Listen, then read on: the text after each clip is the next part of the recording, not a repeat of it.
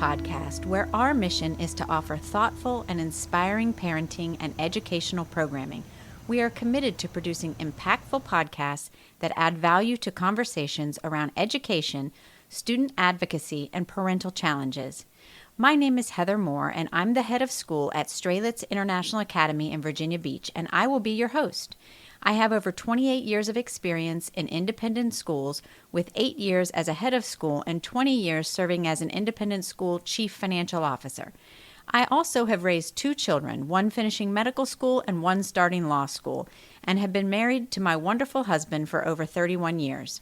Joining us on today's episode is Lelia Grennan, Director of Accreditation for the Virginia Association of Independent Schools.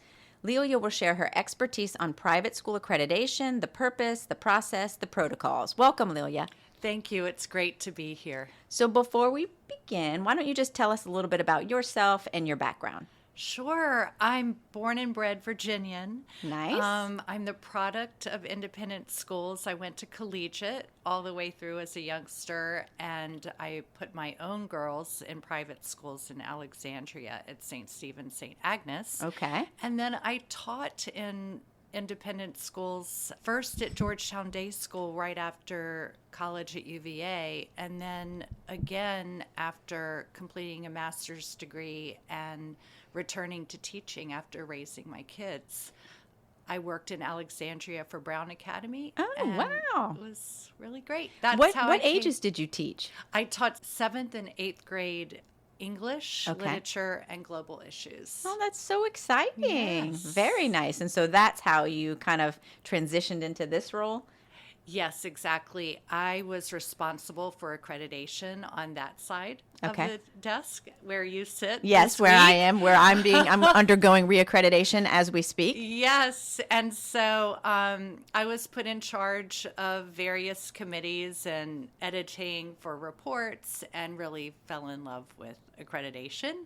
And the stars aligned when I needed to move back to Richmond. That's great. Yeah. Well, VIS is very fortunate to have you. Thank you. So why don't we start from the beginning? Who is VAIS, and how does VAIS have the authority to accredit Virginia schools? Tell us about that. I will. So VAIS is the Virginia Association of Independent Schools. VAIS was founded in 1973 to connect schools and educators in pursuit of best practices across the state. Yeah. It came together with prep school educators and elementary school educators and heads of school to hold each other accountable. Okay. And to network. Right. We are an organization of 94 member schools. That's amazing. It is amazing. And we're growing. It's so exciting. We have all kinds of independent schools, ranging from Montessori and Jewish schools to day and boarding, military, all different ages, pre-K through postgraduate. So among those 94 schools, we enjoy such a diversity of thought and connections. Yes, and absolutely. I was going to say that. It's amazing. Whenever I come to any of the conferences and I'm able to interact, there's so much diversity, but at the same time we have so much in common. So much in common. So it's just interesting. It is interesting. And we really support each other, and I love that. Yeah.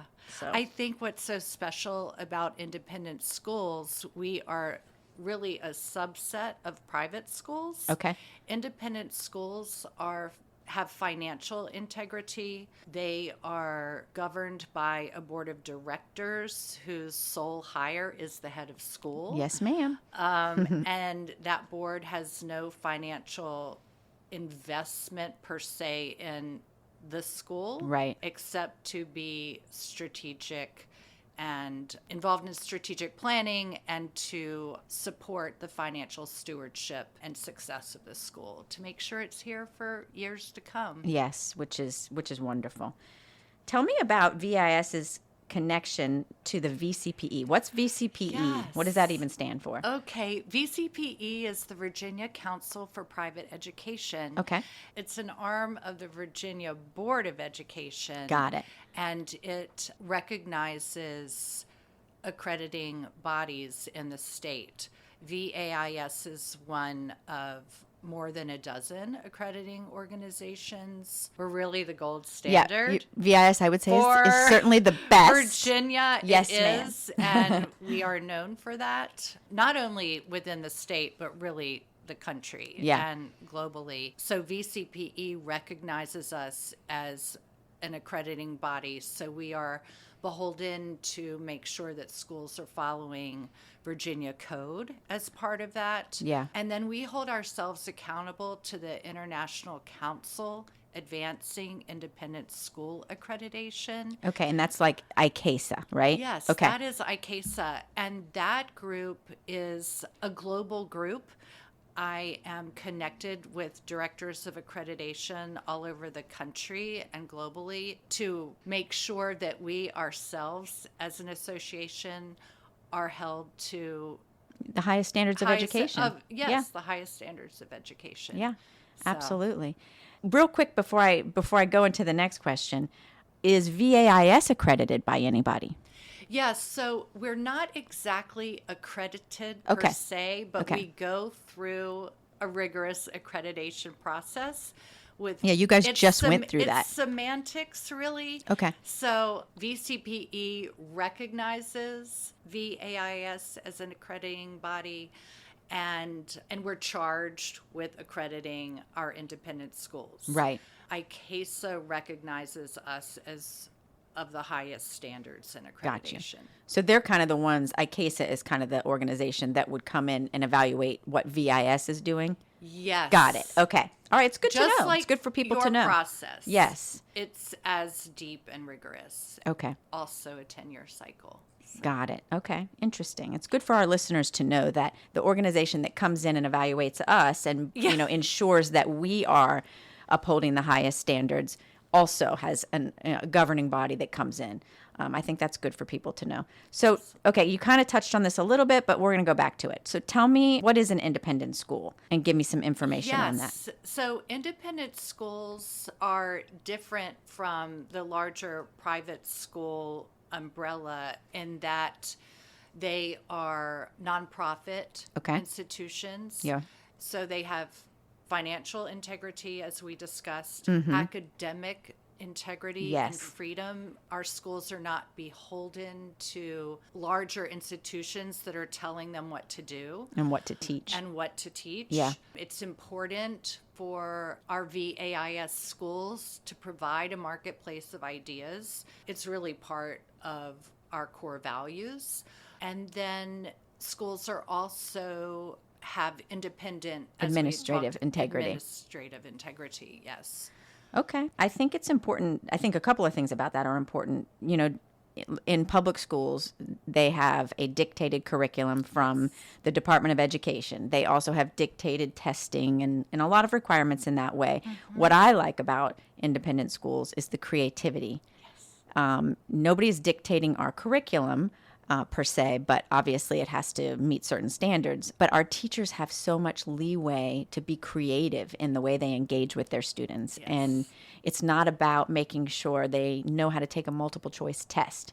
You know, it's more about they understand how to think critically, how to solve problems, how to be kind, respectful citizens of the world we live in. You know, all those things are incorporated into independent schools. And for me, I value that so much. Me And too. and I think that's so important for kids to have all those pieces to the puzzle Yes. when, you know, to become successful adults. So I love that about independent schools. Okay, tell me what some of the key benefits are that accreditation brings to the school and to the students. Importantly, accreditation allows for students and families to be able to transfer to other schools Oh, with right. all the credits that they have amassed. Okay. This is most important for kids transferring to a high school as well as transferring out of state and out of country. Yeah. So having that recognition is really important. Teachers are able to, from an accredited school in Virginia, able to get licensure hours and more easily transfer school Yeah, to from one school Not to that another. our teachers do that often because they love their schools that they're in. But I think, in an area such as this with the transients, for families can feel confident that the education the kids are receiving as accredited will feed into the next steps, wherever that may be. Yeah. And in our school, because we're an international baccalaureate school, we have international families in our school, which for them, that's very valuable because they know that when they go back to their home country, whatever their child did in our school transfers with them. Yes. So, that's an added bonus, I think. Yes. Okay, so let's talk about process. Let's talk about accreditation process for private schools in Virginia. What are the criteria and the standards that the schools have to meet? There's so many of them, by the way. I don't know if we can possibly, hit them all, but maybe, just a general idea about accreditation. There are so many. Accreditation is a 10-year cycle of ongoing improvement. It's an opportunity for community building around strategic goals. Yeah. I think your school is a model example of how you use the accreditation process to bring your community together, to strengthen that community, and to work on your strategic plan. And combining these two endeavors makes everyone stronger. Yeah. So the accreditation model is a 10-year model. So every 5 years, you have a visit from a VIS team to come in to see where you are in that place and time of that 10-year cycle. And it gives you the opportunity to self-reflect and kind of have a self-study about what's going on in your school at that time. Exactly. And a school is responsible for 3 different items at that time. Okay. They will be completing a self-study, and that can be wedded, as you have so beautifully done in yours, accreditation, to a strategic planning process. Right. Typically, that happens during a 10-year visit. The interim visit at 5 years is a little less strenuous.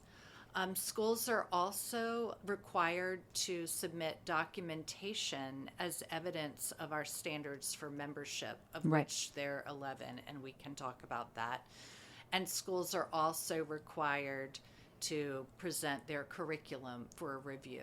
VAIS does not, as I've said before, tell a school what to do. Right. But we make sure that systems are in place to ensure a robust curriculum. Yep. I would also like to say the self-study that we do now, that wasn't always the case. I can't actually remember what it was called before, but a few years back, the self-study was introduced so that it could be more personal to the school, to that independent school and what's happening in their school.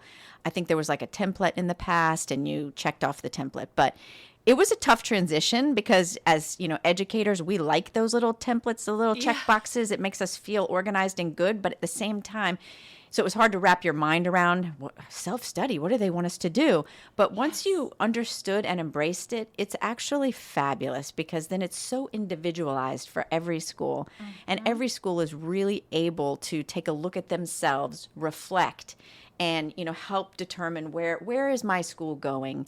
Right. Where are we in this place and time, and where do we want to get to? So I feel like the self-study has been such a great addition for all the schools in Virginia. Absolutely. And those self-studies, present that unique picture. Yeah. And then the school, through the curriculum and documentation, that's the place where we focus on, is the school aligned with best practices? So you have this perfect balance of that rich, inquiry, self-reflection, collaboration, and then sort of the nuts and bolts of what needs to be happening operationally. And so that relates to the standards. Yes. I'm happy to just say what all the standards are. So there's standards that relate to mission, to program, to community, to faculty, administration, and staff, head of school, governance, financial resources, facilities and equipment, health and safety, if you have a residential program, and if you have a preschool or an extended day. So underneath all of those categories are standards. Quite a lot of them, I might add, that each school has to ensure that we're meeting. in order to maintain that VAIS accreditation and VCPE as well. So I don't know if there's anything you want to talk about with relation to those different standard categories or... Yes, so those 11 standards, as you're saying, there are documents that will support the fact that a school is meeting it. Okay. For example, for the standard for mission, handbooks, I've asked new candidate schools, what do you think would be a great artifact for mission? And they'll say our school calendar, any family parent handbooks, the mission statement, what your website looks like. So that kind of evidence informs. The one for curriculum is very long. There are lots of documents to collect.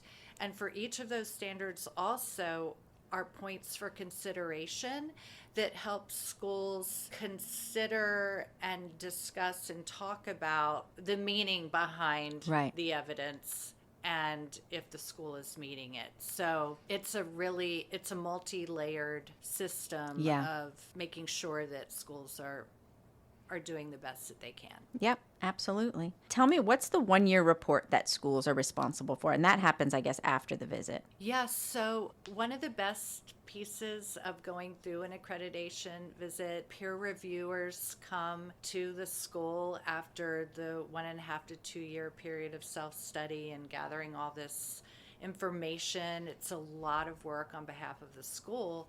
And the visiting team that comes, they are volunteers from among our membership, other heads of school, business officers, and any expertise that the school has asked for. Right. We have a great team here who's been really supportive and probing and excited to provide feedback. And after the part of the report writing on behalf of for the school that the team provides, is the important part of that is the essential questions. Right, that the team leaves the school. The team leaves the school. And so those questions are created through the lived experience of the team being here, through conversations with you and your staff and your teachers. And those questions are what the school will attend to over the coming year. And at the 1 year juncture, will provide a report on how the school has embraced and run with those. Okay, that's great. I mean, it all goes back to the whole continuous improvement and just considering, reflecting and considering where we're going and where we're headed, which I think sometimes people see accreditation as sort of like somebody's coming to check up on you, but it's really all about your team, your school, and where you want to take your school. Right. It's not really about let me check to be sure. There is some of that because there has to be, some of that. But all right. So how does accreditation contribute to maintaining high quality education standards and continuous improvement within private schools? I think we kind of just touched on that, but again, it goes back to being reflective, self-reflective, I think. And a strength of our organization is the community building and networking among our heads of school and other constituents. Which I can attest to. Yes, it is amazing. Within. So our professional learning, our virtual meetups for teachers, business officers, nurses, other experts within a school brings together the whole state in sort of this common purpose of creating and providing for the citizens that will be running our world. Yeah. And it's super exciting. Everyone I meet wants the best for kids. Yeah. So in this job, I meet amazing people all the time. It's so exciting.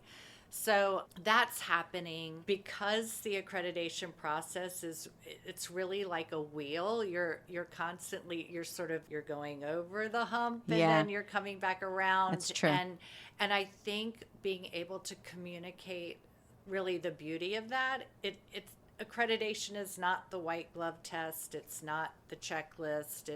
It really is a collaboration. And it is something that a school can educate their community about with VAIS's help to promote that idea of the wheel. Yeah, I like the wheel. That's a great way to kind of... I thought of that this morning. It's like, yeah, it is like that. It is like that. It really is. And I think it's good for, parents and the community of the school to know that your school is doing that. It's an Yes. ongoing, continuous process.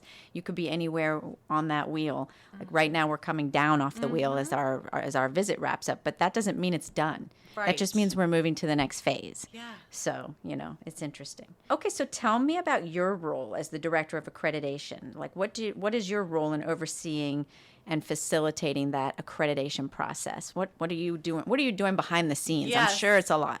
So being behind the scenes is my favorite thing to do. I do a lot of coordinating. I bet. I have 5 calendars on my wall. Oh my goodness. Because we're on a 5-year accreditation cycle. It's very relationship oriented as well. Yeah. So I'm training schools and supporting schools through their efforts. Our candidate schools need a lot of guidance. Yeah.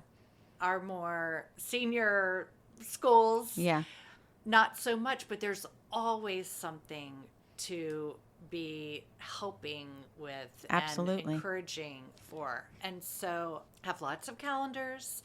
I have many training materials. This summer I've set apart time to really relook at what training is. Everything's changing so quickly. Yeah. And accreditation must keep up with all the changes that are happening in the world and in technology. Oh, I can only imagine that piece of it. It's a lot. Yeah. And I am in charge of facilitating the meetings of our own accreditation committee, which is an arm of the board of the VAIS Board of Directors. And that committee is a very hardworking committee, and they are charged with keeping abreast of trends and issues in education. They are making recommendations on accreditation, reading reports, and actually a member of the accreditation committee serves as a third reader for the visiting team report to provide that sort of outside perspective Right. before that report is finalized for you. Which is great. I've been a reader before too, and I found it so interesting. I was actually a little nervous about doing it because I thought, well, I wasn't on the visit. Yeah. How am I gonna? But Yeah. it was great. Actually, I learned so much So about that much. school. Yeah. So It's great.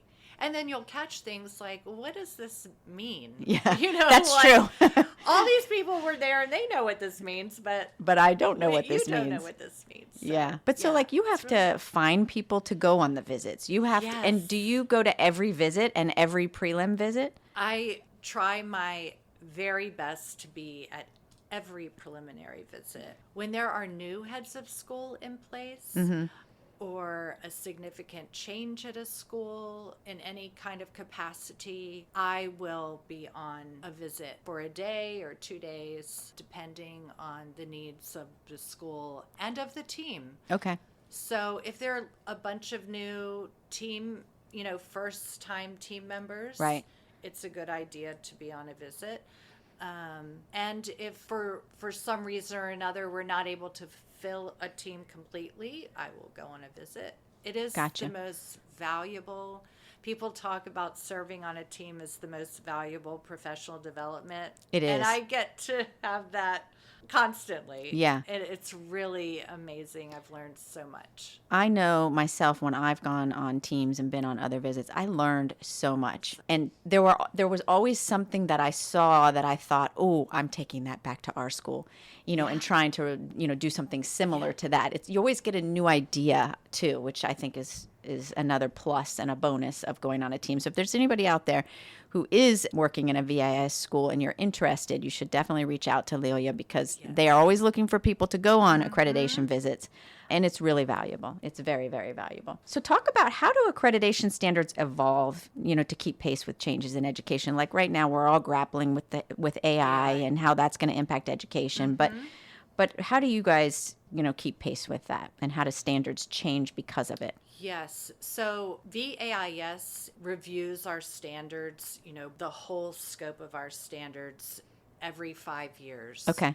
So that is in place. We also do a review annually to make sure that we are following changing Virginia law.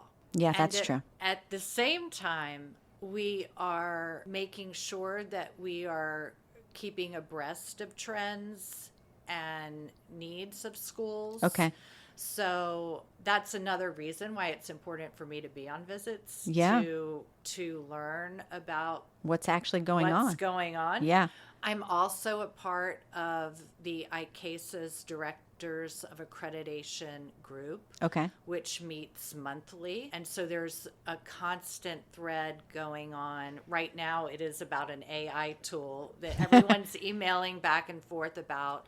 So it's a combination of making sure that I'm keeping up with, and that we all are. The accreditation committee itself is really discerning and curious about changes that are happening. And I think really courageous about saying, hey, we need to take a look at this standard, or we need to add this documentation requirement. It's a process. It definitely is, because I think recently, and you'll have to forgive me, I don't know exactly when you guys added it, but recently you all added a component where you yourself actually come in and do an audit of HR files. And that never used to be the part of the accreditation process, but that's something new that you guys added. For me, it's new. Yes. I don't know when you added it. Yes. During COVID, Okay. we realized, and we were doing it already, but we realized how important getting that right is. Yeah, absolutely. And that our schools needed that extra support to make sure that they were covering all their bases in terms of hiring and all the rest. So I think that's fabulous. I think it's been great. But that's a good example, because that wasn't part of my last accreditation, but it was part of this one. And of course, I knew it was part of my accreditation, but I think that's an interesting There's been example. more attention brought to it. Yeah, absolutely. Okay, so, we already covered that. So let's talk about this. How does accreditation impact the reputation and credibility of private schools from your perspective? This is an interesting question, because many parents and families may not think much about accreditation. Right, I don't think they do. And so but they like knowing that your school is accredited. Knowing, and unless something goes sideways, there's really sort of this general acceptance of, oh, this school's accredited. In fact, being accredited and being part of a membership of other like-minded schools regarding best practices is the value. Yeah. And it is. The value is the wheel. It's being able to come together as heads of school and to go on that retreat in January that we host and talk about everything that we're talking about right now. Yeah. And share and learn from each other. So for me, the value is the reflection and the growth. That can seem sort of squishy sounding. No, but it's really important. It's so important. I want to cite that the welcome that you gave our visiting team included board members and parents in an audience and kids sharing their love of the school and the mission, and everything's so ingrained. That is the value. That is the value. It's the value. It's the community building within the school and then with the greater organization. I think also, like we always talk about the fact that we're creating lifelong learners. Yeah. And to add to that, we are also lifelong learners. And this is part of that. Absolutely. So it's continuous improvement. It's lifelong learning. They all kind of connect and go together. So we're not just talking about that for our children and our students. We're talking about that for ourselves as adults. Absolutely. You can never learn everything, and you can never stop learning. Yeah. That's how I feel anyway. All right. Well, I really appreciate you taking some time during my accreditation visit to talk with me about the process and the importance of accreditation. I think it's good for our community and our parents and our listeners to understand all that goes into the accreditation process. There's so many people involved in it. There's other schools here visiting our school. Our school has been working on this for the last, really actually a year and a half, because we had a little bit of extra time than we usually do. And so there's so many people involved in this process, but it's, at the end of the day, it comes all back to reflection, self-reflection, and continuous improvement, which I love. So again, Lilia, I thank you so much for coming today, for taking time to speak with us. And I also thank our listeners for joining us today. Please give us feedback on our podcast. If you found value in today's episode, I hope that you'll subscribe, share, and follow us.